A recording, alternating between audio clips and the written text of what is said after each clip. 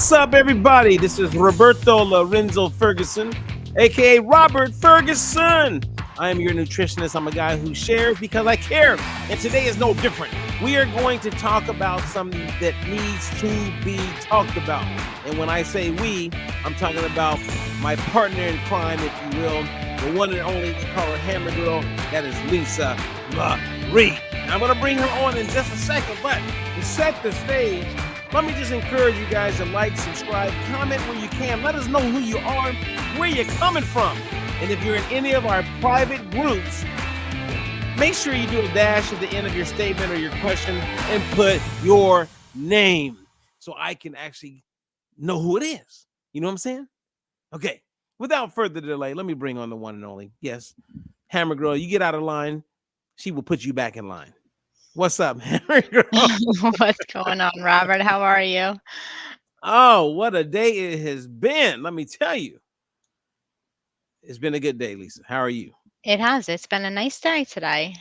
All right. Well, as you guys get to hear us have this conversation and we get into the nuts and bolts of what we're going to talk about, if you want to contact Lisa Marie, her info is below. You can go to her website. You can reach out to her. You can do the same thing to me. We are here because we really are on a mission to make a difference in the lives of people. Wouldn't you agree, Lisa? I agree, 100%. Yes. And it's been so interesting. But anyway, what's new with Lisa? So tell us what's new with you. Anything you want to talk about? Any updates? I mean, you're helping people. You got your son. You're making a difference. You're having fun, and you're always spreading the word. And Lisa, I know you're always discovering stuff that is always a surprise to me, and I appreciate having you in my life. But give us an update. What's up? What's new with Lisa? What's going on? Nothing. I don't, just the same thing. I did enjoy the day today. We're having nice weather finally here in New York. All right. Well, you got something positive going on in New York. Absolutely. I know. There's a lot going on here. I was looking at some videos. I see there's a lot going down at the mayor's office. We have Trump in town. It's kind of interesting. Boy, and then you still. I heard that there's quite a few people who are immigrants that were living in hotels, and now they're wanting to move them out of hotels, and they're saying, "Hey, we don't want to go into that kind of facility. We're used to this kind of living." Is that true? That's what I'm hearing. I'm hearing that they want the hotels. They don't want the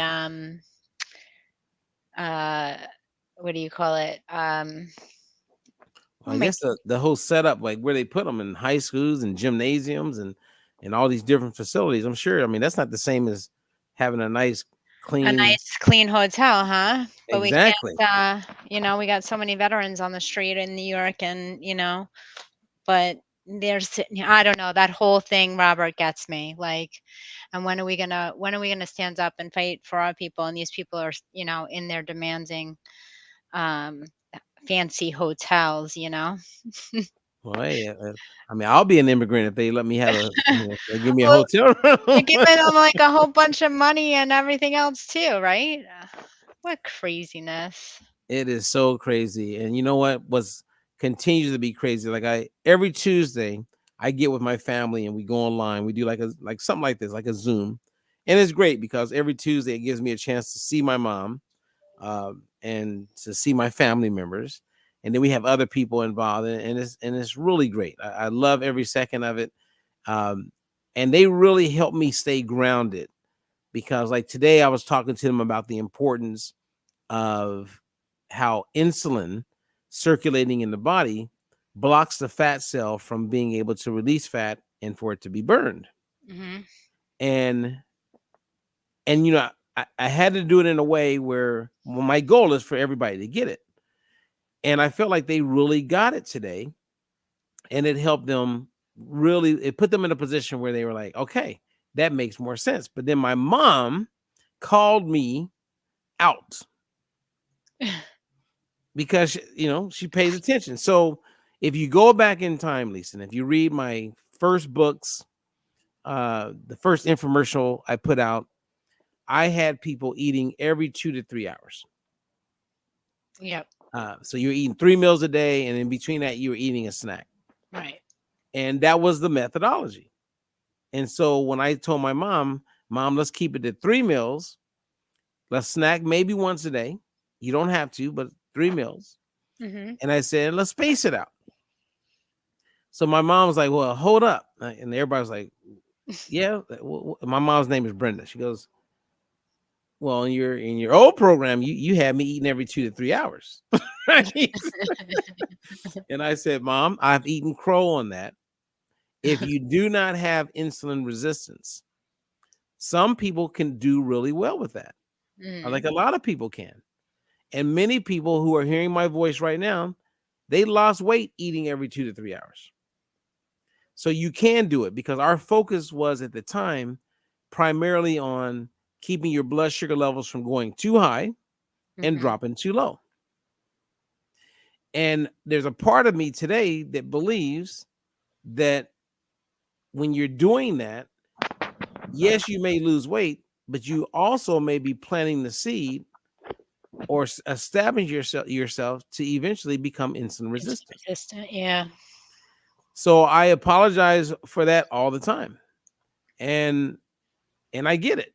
Now we Mm-hmm. helped a lot of people during that time. And again, the only reason why I shifted from that to where it is today was I was doing a 20 city tour. I don't know if I ever shared this with you, but I would meet these women. They would come up to me at the end of the seminar when we took a break, and they would say, "Hey, Robert, I'm doing everything right. I'm doing, my friend is losing weight, but I am not losing weight." And the first time I heard that, I just thought, okay, they're just saying that they're not really following the program. Mm-hmm. And then I would go to the next city, next state, and I would have someone else and I started noticing these people all kind of had similar shapes and they are around similar ages. And after a while, I was like, okay, it's time for me to go do my due diligence. And Mm-hmm. so in 2010, I started doing these deep dives, and it was very clear to me that people had insulin resistance, and eating every 2 to 3 hours for those people would not be a wise thing to do. Mm-hmm. And so at that point, I came up with a way of this thing. I called it the carb threshold. It was like carb stepping, because we Mm-hmm. didn't have a way of quickly knowing what a person's carb threshold score was.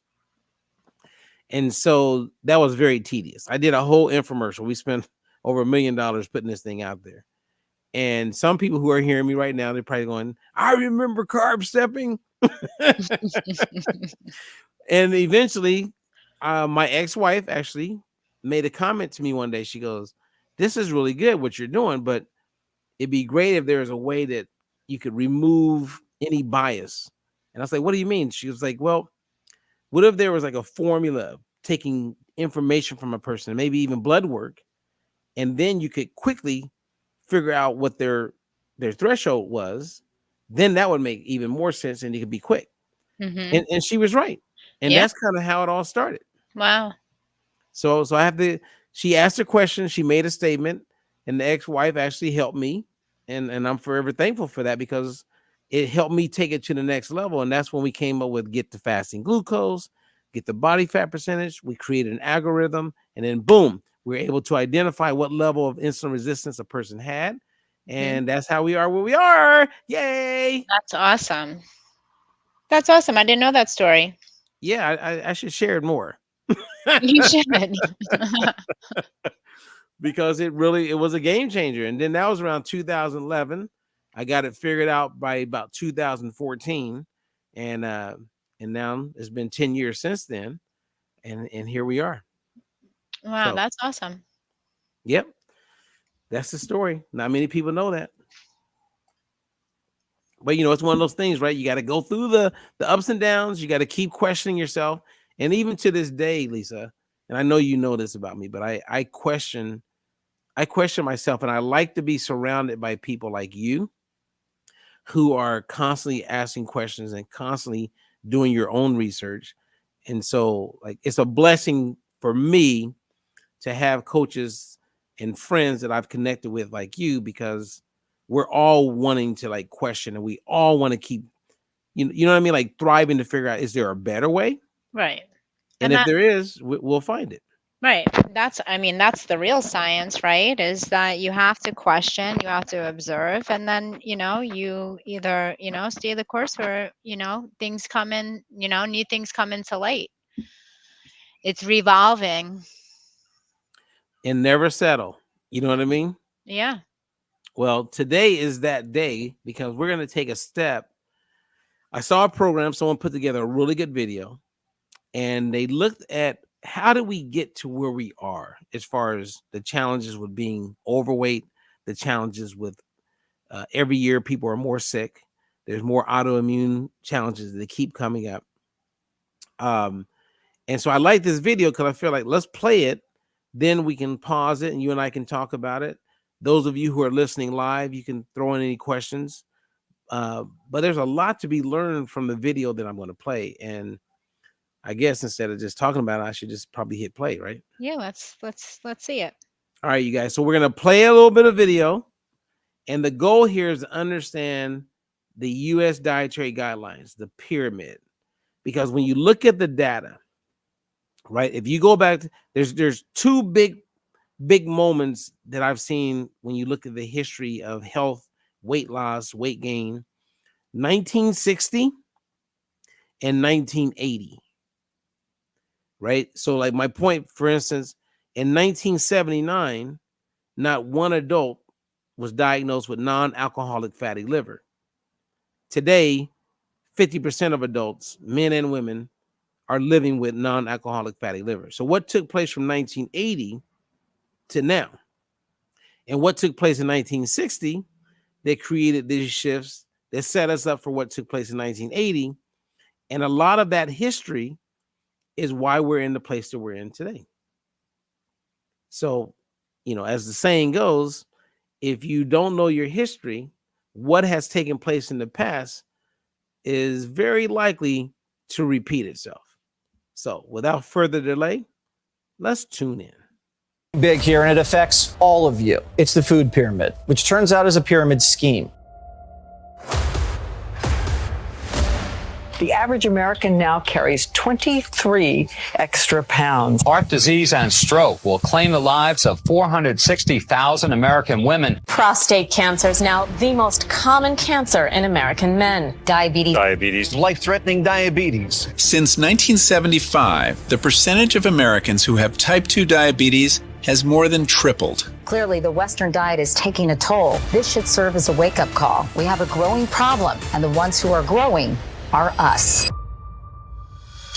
The food pyramid is one giant scam. See, back in the 1970s, before the food pyramid was a thing, the USDA needed to create the next food guide to release to the population. So they hired a few experts. But unfortunately, one of those experts they hired was a woman named Louise Light. And Louise Light wasn't bought out by Big Food. She actually cared about nutrition, and she would soon pose a problem. Louise Light went right to work, proposing a new food guide that was actually pretty decent. It included 5 to 9 servings of fresh fruits and vegetables each day. It encouraged protein foods like meat and eggs. Instead of shaming natural fats, it encouraged things like 4 daily tablespoons of cold-pressed fats like olive oil, while really limiting sugar and refined grains like processed bread, crackers, and cutting out candy and junk food altogether. So, as you can see, all pretty reasonable stuff. Louise Light and her team proudly submitted the new guidelines to the USDA, but they rejected it. And instead, they released a modified version that was so perverted, it was almost unrecognizable from the original.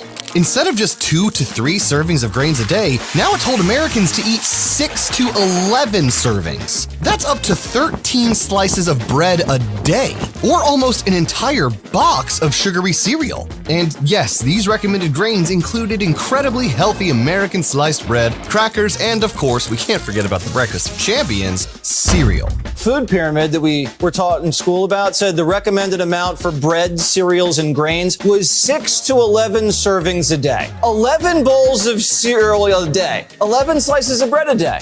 While meat, fruit, and vegetables, those disgusting foods now only made up a tiny portion of the recommended diet, and the public just blindly followed along.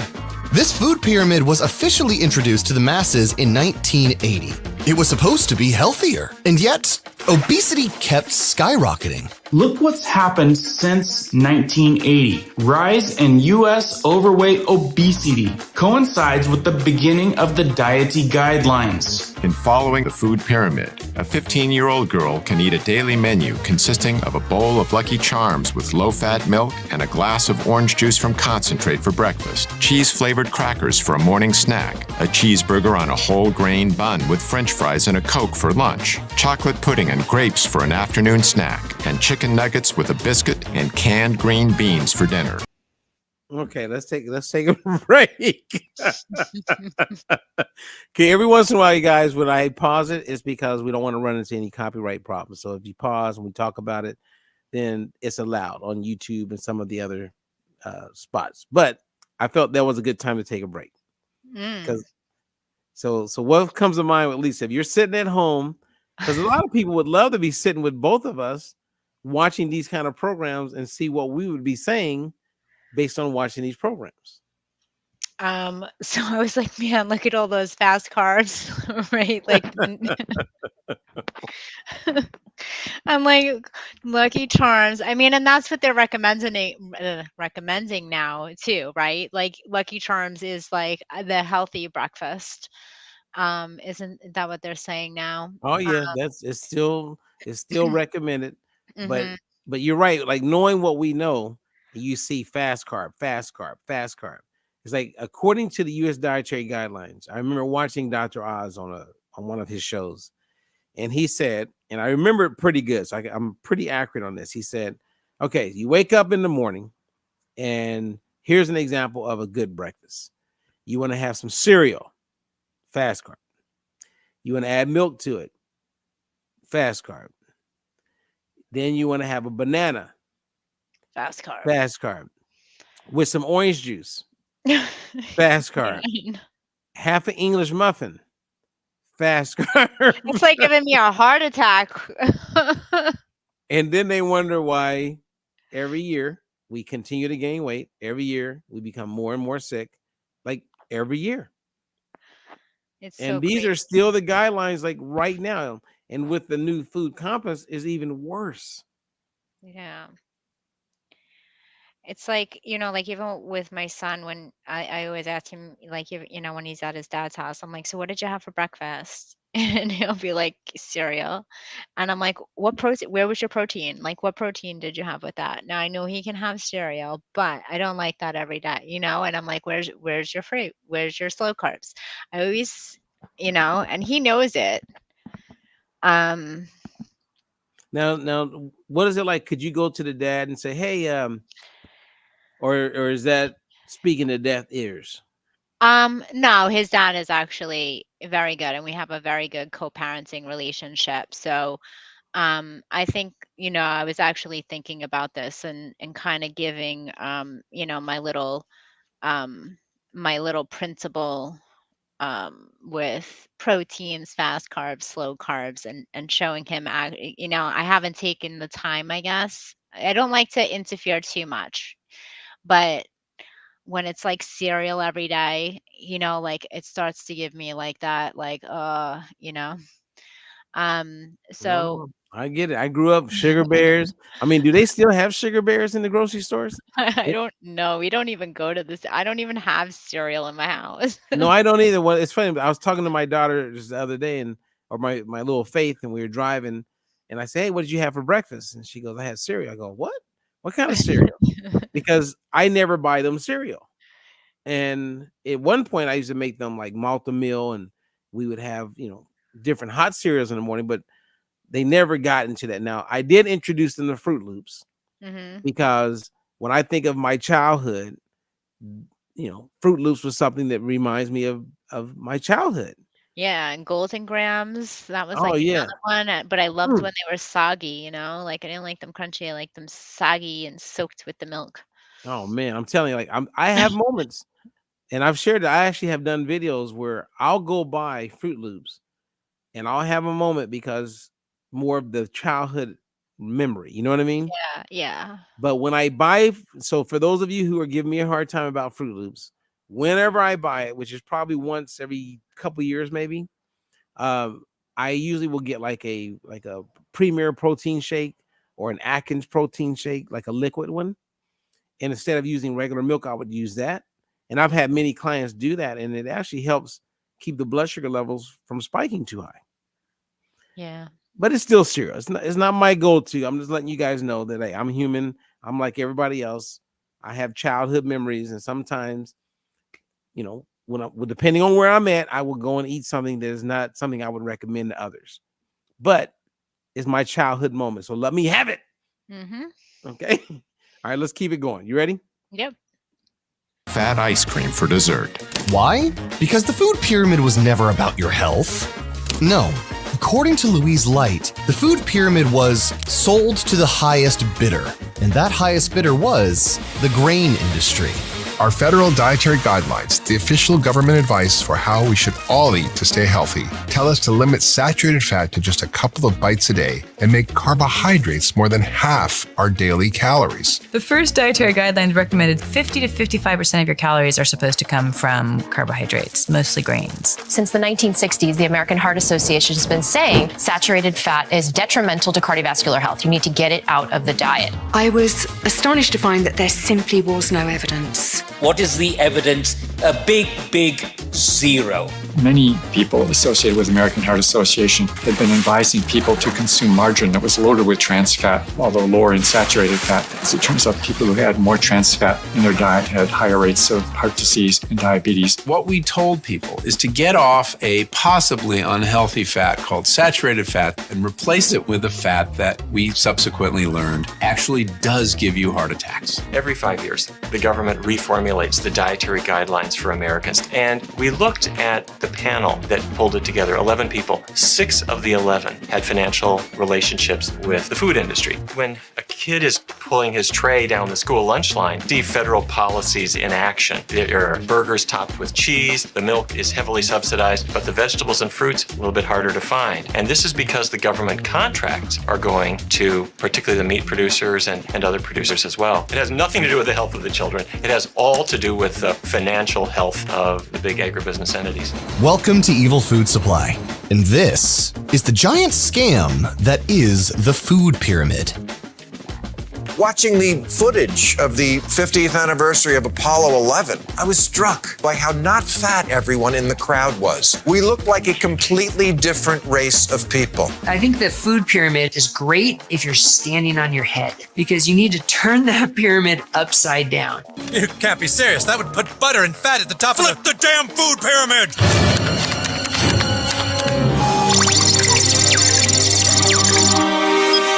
Nutrition is stabilizing.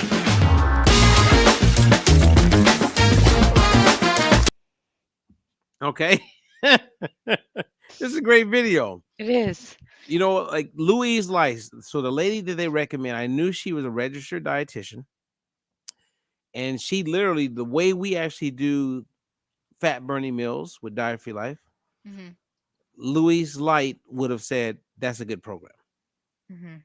If you go back in the 60s and got with the founder of Weight Watchers, she would say, that's a good program. Because they were more in line with us. And if you look back, that's where people were getting better results. Right. But today, you have, as they mentioned in these videos, you can see where the lobbyists get in there, right? The Kellogg's and the General Mills, they have people that are paid big bucks to make sure that politicians don't change things that would create interference with the promotion of the way the pyramid is set up today. Yeah. Well, even like today, because now even like with all of the grains, like, how they were saying, it went to the highest bidder, right? The grain industry. And then now you have Monsanto in there. So you've got, all those pesticides and everything and all those grains. It's just a disaster. It's such a disaster. It's so crazy. And for those of you, like if this is new to you, if you are a registered dietitian, so we have about 188 coaches that teach the Diet Free Life methodology right now, like around the world. which is not a lot. Our goal is, I would love to see that at 500 and 1,000. But we have 3 registered dietitians at this very moment. And all of those registered dietitians love what we do because it was not taught in their formal education. They were educated or indoctrinated to teach nutrition based on the food pyramid. So that's important to know. Like, that's why, like, I like to remind you and other coaches, when you meet someone who says they're a registered dietitian and they get all like feeling good about themselves, and I respect the fact that they spent 5-6 years of school, but they didn't learn how to help people at the kitchen table. They learn how to regurgitate what they're taught when it comes to institutionalized nutrition. Yeah. Which is really sad. And they're stuck there. And so the ones that I've worked with, like, and that are teaching the Diet for Life methodology, they just feel a sense of relief because this actually makes sense. You know what I'm saying? Yeah. So, I don't know. Your thoughts, you want me to keep it moving, or you want to share something else before we... No, keep it moving. Let's see. Okay.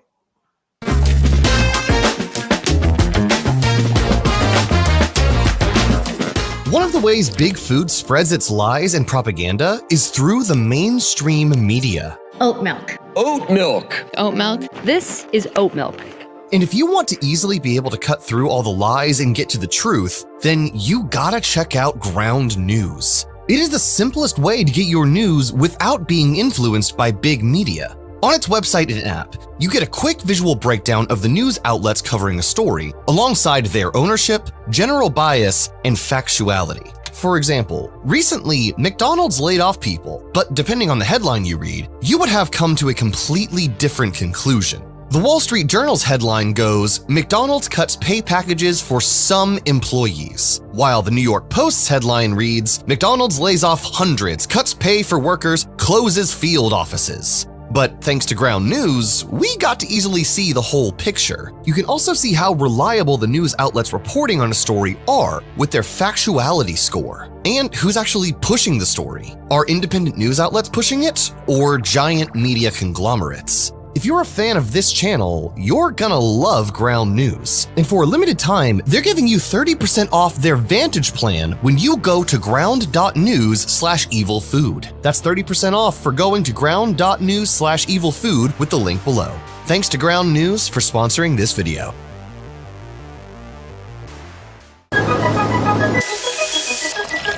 During the 70s, pretty much every country around the world was in the midst of a giant grain shortage, and it was looking bleak. Soybean was down 7%. Canada's wheat production was at a 10-year low. Rice was down in Asia because of monsoons. But the biggest loser in all of this? The Soviets. Thanks to both bad weather and bad central planning, the Soviet Union was in dire straits. And if the Soviets didn't get their hands on some grain, there was going to be mass starvation and civil unrest. So the Russian government had no choice but to go to the Americans and beg them for help. And because the US just couldn't say no to a massive grain purchase, America agreed. America sold them the grain. And because there was a worldwide shortage of grains during that time, grain prices were very high, which made this an insanely lucrative deal for America. In fact, it would go down as one of the biggest grain trades in history. And this profitable ordeal got a man named Earl Rusty Butz thinking. Earl Butz is a very important man in this story. He was the Secretary of Agriculture at the time under President Richard Nixon. And at the time, Nixon was up for re-election. And when you're in a powerful position like the Secretary of Agriculture, you obviously want to stay in power. So Earl Butz needed to do everything in his power to guarantee Nixon won re-election. So Butz concocted a plan.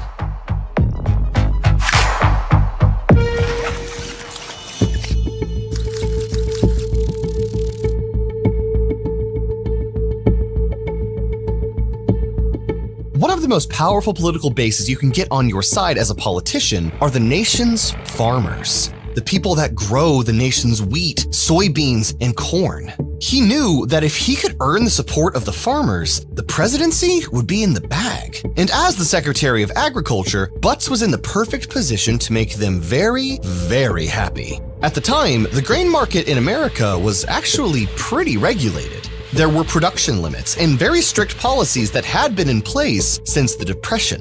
So Earl Butts used his position as the Secretary of Agriculture to deregulate the grain market. No more production limits. Farmers could grow as much as they want. On top of that, to let the farmers make even more money, he subsidized grain sales to Russia. In other words, farmers got free money from the government every time they sold grain to the Soviet Union. On top of that, Butts believed that the bigger the farm, the more productive it was. So he pushed farmers to consolidate. Small, humble family farms? No! Earl Butts' slogan was, get big or get out, and adapt or die. Butts didn't want farmers. No, he wanted agribusinessmen. And that's exactly what he got. Now, the agribusinessmen of America were even more powerful than before. They were pumping out more grain than ever before. They were swimming in more cash than ever before. And they were definitely rallying behind Nixon more than ever before. And it worked. Nixon would go on to spend another 2 years in office, and Earl Butts for another 4 years. But then, the world no longer had a grain shortage. While at the same time, America was growing way more corn, soy, and wheat than ever before. The Soviets didn't need that much grain anymore. So now, all those artificial profits the farmers were making were at stake. We can't have that now, can we? So what are we to do with all this extra grain? That's a great question. Great time to pause. What are we to do with all this extra grain? And I hope everyone's watching this to better understand that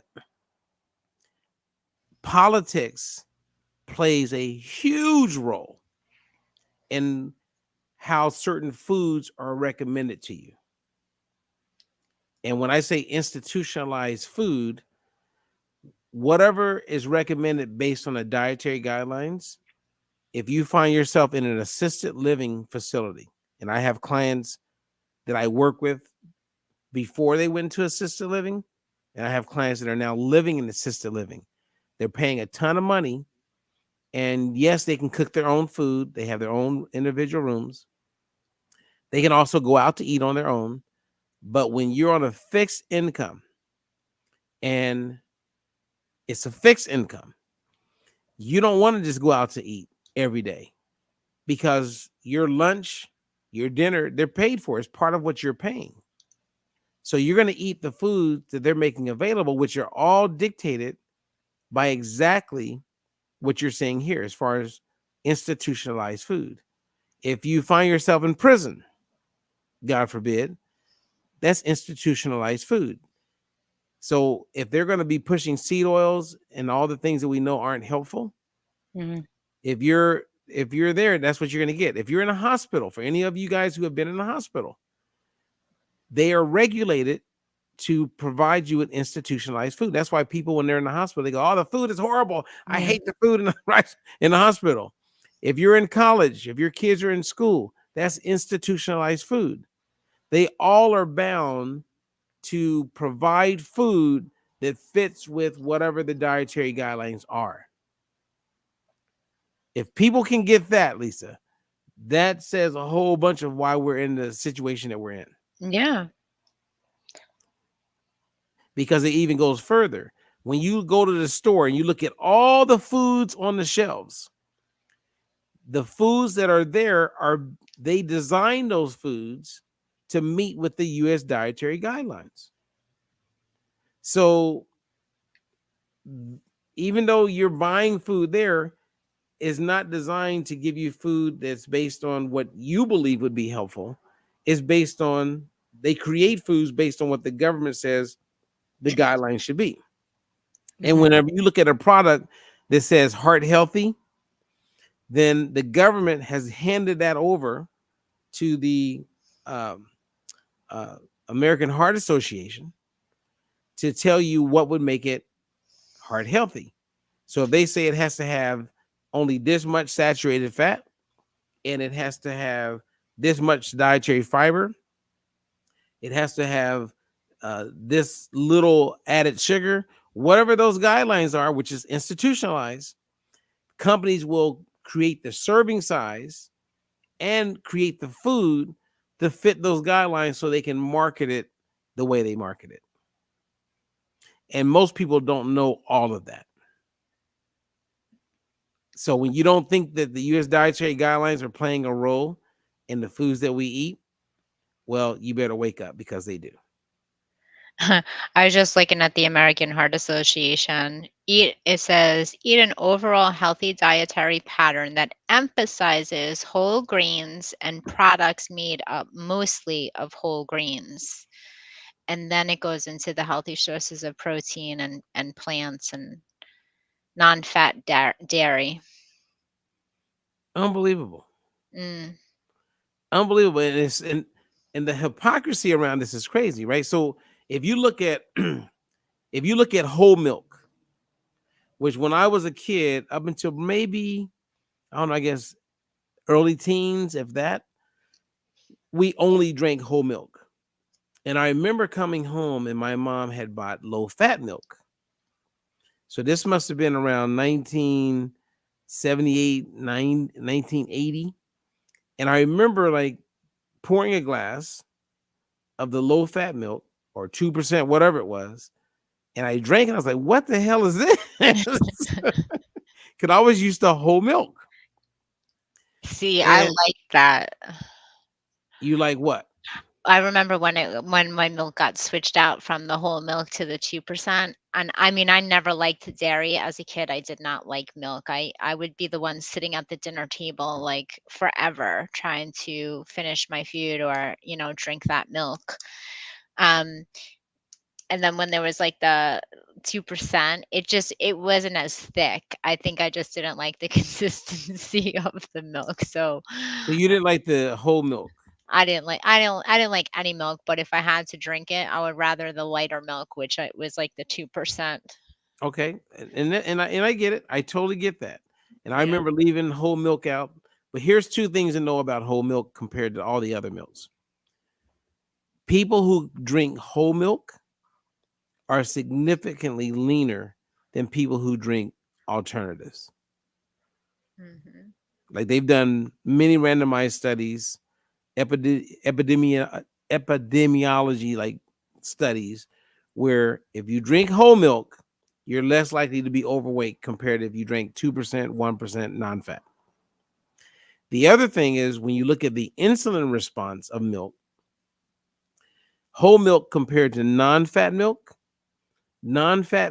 secretes 300% more insulin compared to whole milk.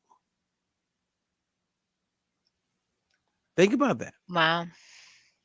So then it goes back to what we're constantly preaching, that the further away from nature something is, the more insulin you're going to get secreted. Mm-hmm.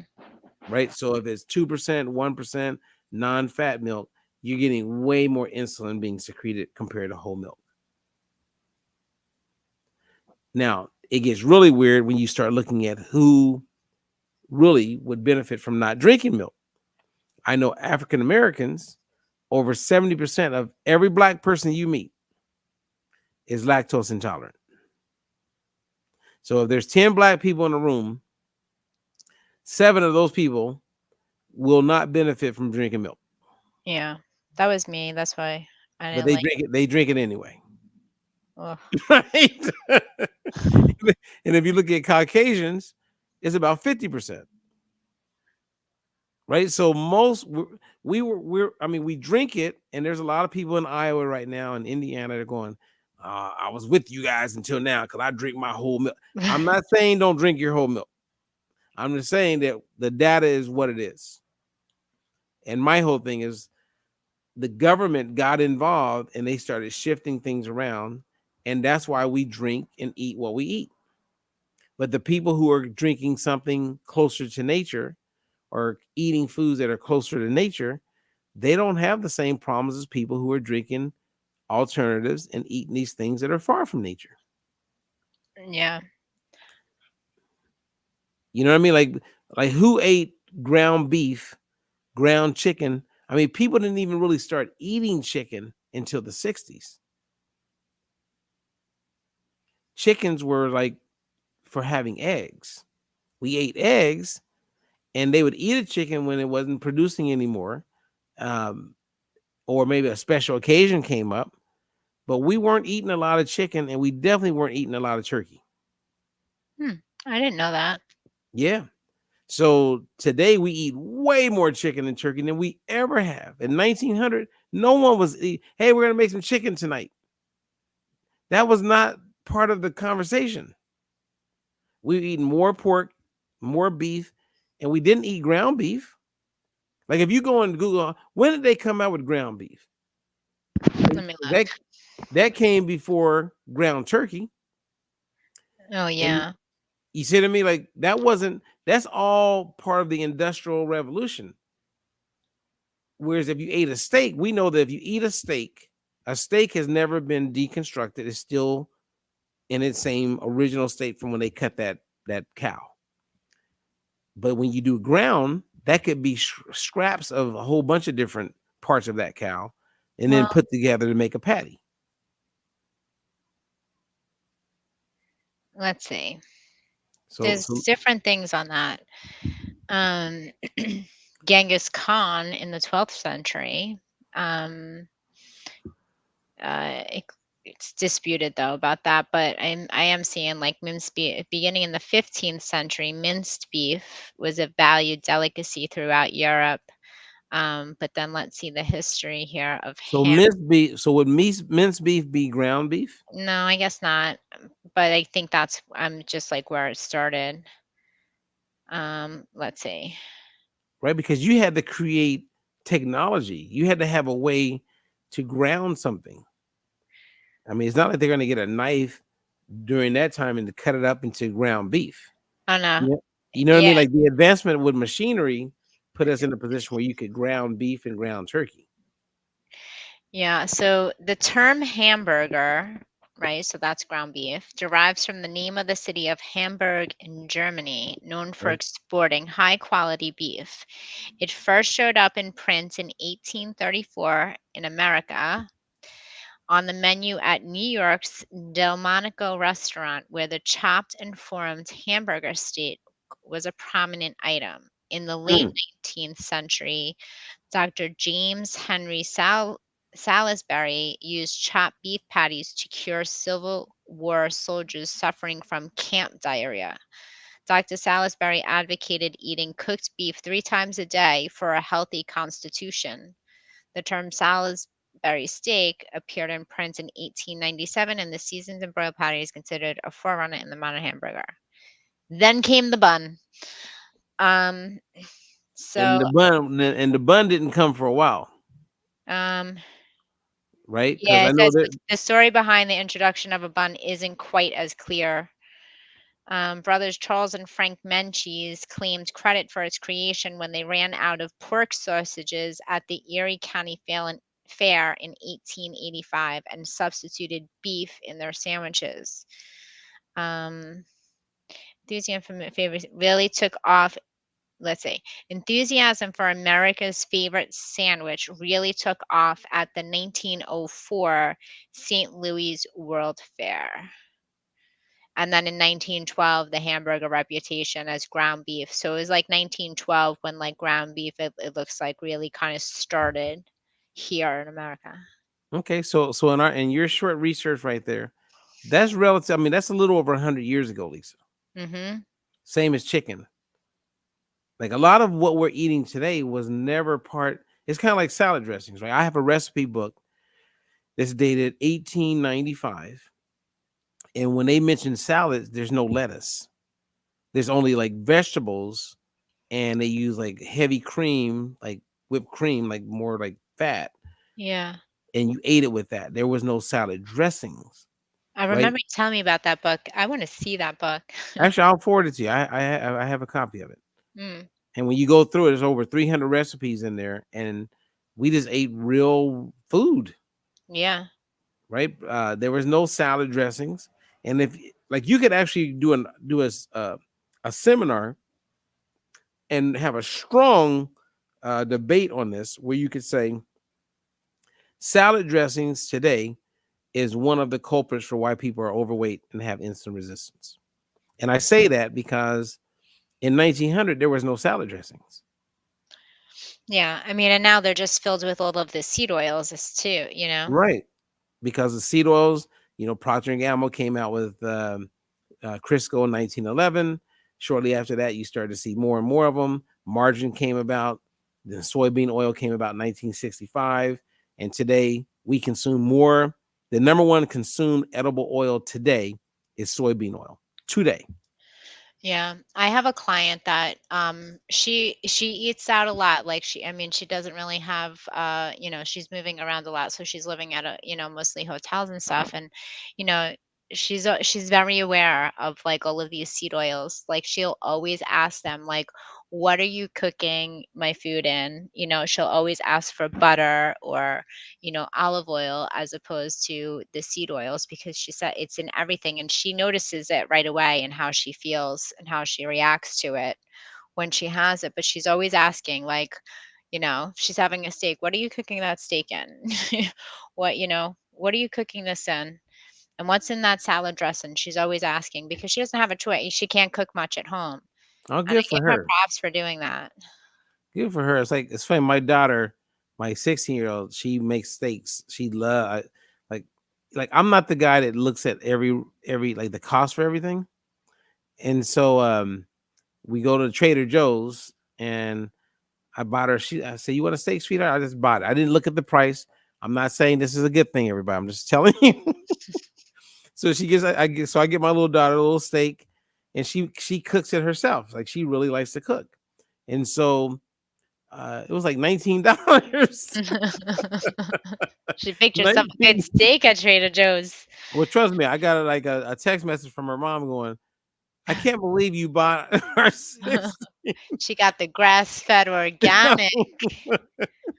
And I asked her, I said, "So was it good?" She goes, "Oh, Daddy, it was great." And she only cooks she cooks them in butter. She don't even use oil, which I'm like so happy about that. But if you looked at the dietary guidelines, they would say, nope, that's the worst thing to cook your steak in is butter. Right. But anyways, you want to finish this thing? Yeah, let's go. All right, here we go. Let's go.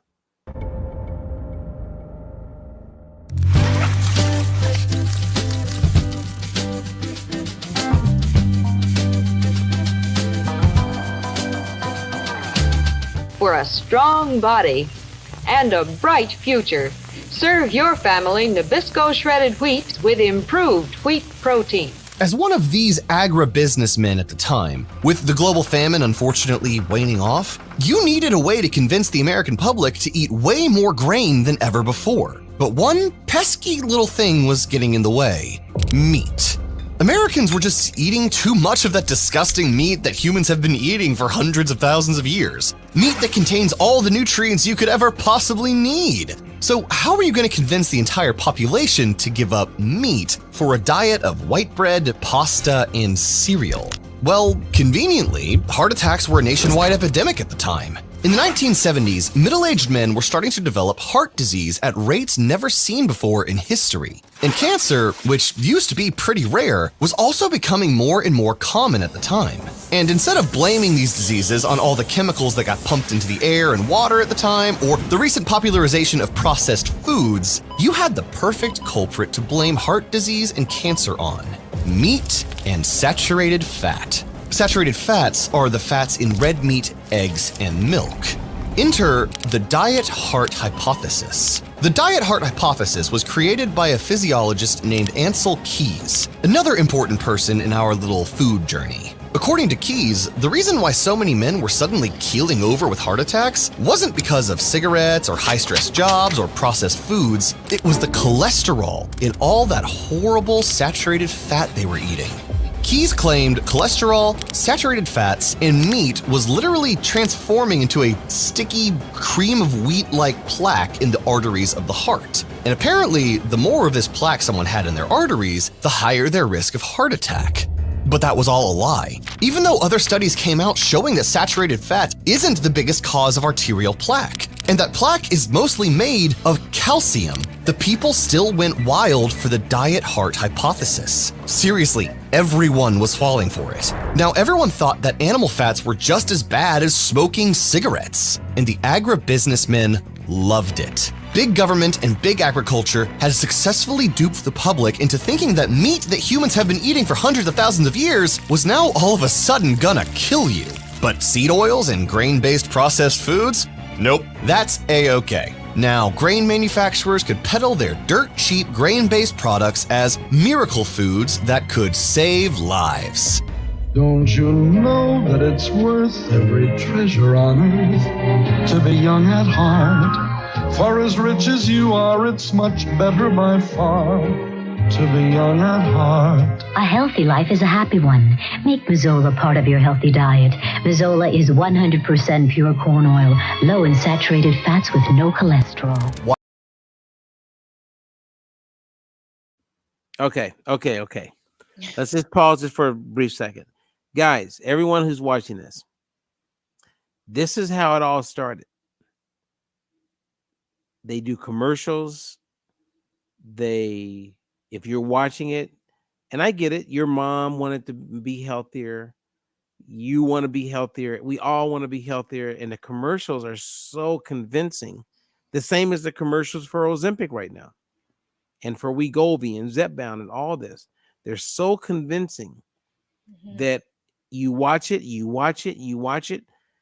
Your mind actually starts accepting that, okay, that must be good for me. So I hear what Robert and Lisa is saying, but for some reason I'm compelled now to go and buy that vegetable oil. Yeah, it's the programming, it's the propaganda. Wow, it's so sad. Yeah, it's the fake news, right? I mean, it really is. It really is. And I mean, you fast forward today with pharma, because for years they weren't allowed to advertise directly to customers, right? Consumers. But now they are. And so 70% of the money that Fox, NBC, ABC, MSNBC, all of these stations, the money that comes in, 70% of it, this is public record, is coming from pharma. So they control the narrative. And those companies, these people who are getting those big salaries, making $5 million a year, $10 million a year, they're not going to push back on that. Yep. They are not going to push back on that. So if pharma says we don't want you to have any programming that speaks negatively about our drugs, and if someone says, well, we're going to do it anyway because the people need to hear the truth, all right, we're pulling our money. We're not funding you anymore. Mm-hmm. So people are compromised. Oh. Unbelievable. Yep. Unbelievable. All right. So I'm going to go ahead and let's keep it moving. We're almost done, you guys. Couldn't be further from the truth. What is the effect of having a high vegetable oil diet? If you have a lot of corn oil and soybean oil, what happens? Well, in nearly a dozen of these studies, they found a number of worrisome things, including that in all the experimental groups, they died at higher rates of cancer. The stage was set. You tricked the entire country into believing that saturated fat was the devil, and that grains will not only cure you of all diseases, but give you a long, healthy life. Now, you just need to make your new diet official.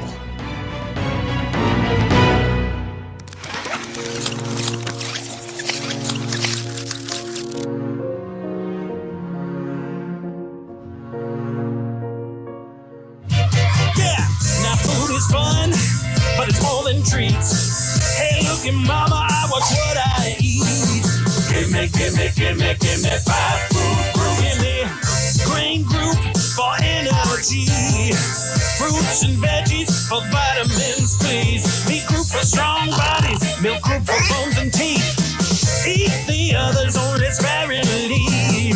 Give me 5 food groups. Give me 5. In 1980, you released an official book of nutrition guidelines called The Dietary Goals of the United States. These guidelines stated that Americans should substitute starches for fat, choose lean meats over fatty cuts, limit intake of butter and other added fats, and limit the use of eggs and organ meat.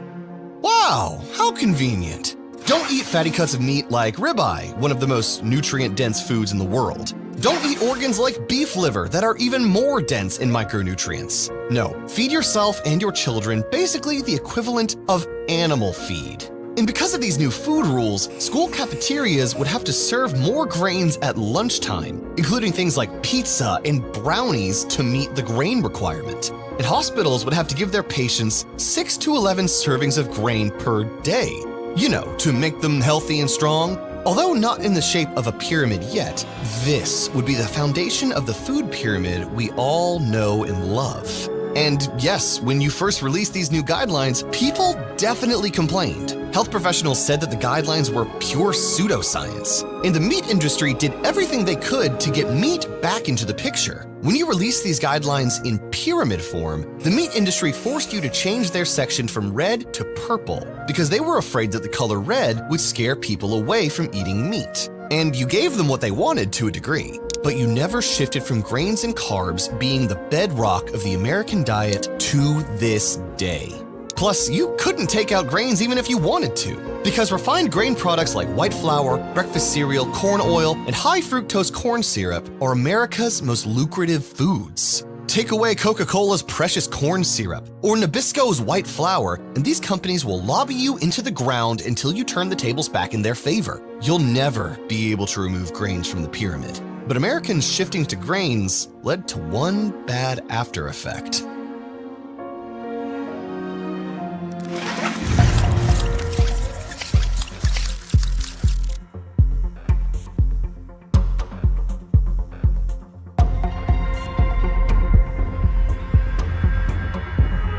If I'm gonna help my brain come to fruition, I'm gonna have to feed it quality nutrition. We love the cookies, but they're not sufficient. We need veggies to make our bodies efficient. Roll my chicken in a wrap, don't jam it in a nugget. Get hyped for healthy snacks, fresh food, we love it. Pretty good. Holla! After years of successful grain pushing, you started to notice that your bulletproof diet was making Americans, well, fat. So why is it that Americans keep getting fatter in spite of government efforts ranging from calorie posting to new school lunch programs? Being overweight and obese is the second leading cause of preventable death in the US. And the public was starting to notice. The food pyramid was losing its edge. It needed a rebranding. So in 2011, you switched gears. Overweight and obesity rates are at dangerously high levels. The Obama administration has worked to support Americans who want to improve their health and nutrition. My plate is a departure in the food pyramid we're used to seeing. It's an easy to understand visual, which shows how to build a healthy meal based on the 2010 dietary guidelines for all of America. You changed the food pyramid into a simple plate format and filled half of it with low-calorie fruits and vegetables while still keeping refined grains and seed oils as part of the recommended diet. Because if Americans ate more fruits and vegetables, they'll naturally consume less calories and will obviously become thin and cured from diseases, right? And sure, people might still be malnourished and slightly hungry all the time, but come on. You gotta solve this obesity epidemic before it really gets out of control. And this epidemic was all your fault in the first place. But the American public will never find out, especially when their brains are too weak from lack of nutrients. The new My Plate thing is slightly better than the food pyramid. It recommends less grain, but still recommends refined grain products like burger buns and pizza. And even to this day, grain manufacturers like General Mills are still doing whatever they can to sneak their obesity-inducing cereals into the dietary guidelines. We found that 95% of that committee had a tie with the food or pharmaceutical industry. And over half of those members had more than 30 such ties. One member had 152 ties. And the most common ties were with General Mills and Kellogg's. Again, you see those names again. So these big food conglomerates are stacking the deck inside the government, and they're paying for grants to study these unhealthy foods that then they say are healthy, and then they get recommended, and that's how these people make money. So eat more meat. Don't be afraid of natural fats. Definitely be afraid of seed oils and processed foods. In fact, a good rule of thumb is to just eat the opposite of whatever big government and big food tells you to. And you want to know what they want you to eat next? Lab-grown meat. Ah, yes. The U.S. Department of Agriculture just approved lab-grown chicken to go on sale in the U.S., and it's coming to a restaurant near you. To grow lab-grown meat, they use immortalized cells, which is a fancy word for cancer cells and pre-cancer cells. Put those cells into a petri dish and slowly grow it from there. And yes, it's as disgusting and potentially dangerous as it sounds. You can bet that we're going to be making a video on it soon, so make sure you click that subscribe button. Well, there you go. I told you that was a great video. That is. You're gonna have to send that to me. I want. I will say it's one to keep because they did a really good job, and they end with the lab grown meat, which we're aware that is happening. It's not going very well. They're trying to sell it, but the meat it does some weird stuff when people get it, and people are like, nope, I need to be, nope, I'm not eating it. Yeah. I have that plate that I don't. I used to. That plate where they the food pyramid plate. Oh yeah, when Michelle Obama came out with. When he came out with that, I was working in a pediatrician's office, and they had a whole thing of those plates that they were giving out, and he gave me one. So keep in mind. So during that time, I was the lead nutritionist that started working with Let's Move, and I can tell you right now very clearly and openly and honestly, transparently, that when everyone who is part of that whole movement under Michelle Obama, when they saw Diet-Free Life, they were very clear that Diet-Free Life was the best thing they had seen. It made way more sense, but there was no way that we could have easily gotten it like converted or like put in. So there's a whole process to making that happen. You know what I mean? Yeah. You're muted, Robert. Oh, well, I thought you were going to say something. So. Oh. I thought you were saying something. No, I was just saying, like, it's not that easy to get things through because even with Michelle Obama, when they came out with Let's Move or that whole My Plate, you had a lot of lobbyists that were fighting all of that. That wasn't something that they still had their hands on it, right? So like the General Mills and the Kellogg's of the world, they're paying millions and millions of dollars to buy certain politicians so certain things don't change. So yeah, you could change it from a pyramid to a plate, but you better make sure that our food is still being promoted and we're still part of the industrialized or the institutionalized process so that we are in assisted living homes, we're in prisons, we're in hospitals, we're in the cafeterias. So none of that changed. Yeah. Like none of it. Mm-mm. And we're still in it. And every year we're fatter. Every year we're sicker. I know, it like blows me, like, because now we're coming up to like, the spring and the summer, and it always, when I look around, like, during the summer and I see, all of the kids with the, the continuous glucose monitors or the insulin pumps, men, women, children, it blows my mind how many people, are walking around, like that. It's just sad, like it's sad what we've come to. And it's sad that, you know, it just the lies, the propaganda, all of that, what the media, what these lobbyists, like what they've done to the people, because it doesn't have to be that way. It does not have to be that way. So that's why I mean, we keep saying the same thing. People, learn. Don't let the government tell you. I mean, but you can see, right? So if you went back to like COVID, they said, hey, do this. Let's say it was go to the left. Everybody, a lot of people went to the left. Then we like, wait a minute, that wasn't cool. That wasn't a good thing to do. Then they come out with, or they make it available for Ozempic and Wegovy.